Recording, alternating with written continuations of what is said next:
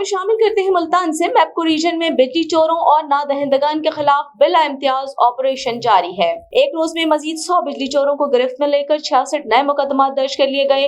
बिजली चोरों को 62 लाख रुपए से ज्यादा जुर्माने आयद किए गए। मैपको टीमों ने फोर्ट मनरो में बिजली चोरों और नादहिंदगान के खिलाफ पॉलिटिकल एजेंट और बॉर्डर मिलिट्री पुलिस के हमरा ऑपरेशन किया और डायरेक्ट सप्लाई के जरिए बिजली चोरी खत्म करने के लिए 5 ट्रांसफार्मर्स उतार कर 15 बिजली चोरों के खिलाफ मुकदमा दर्ज कर दिए गए।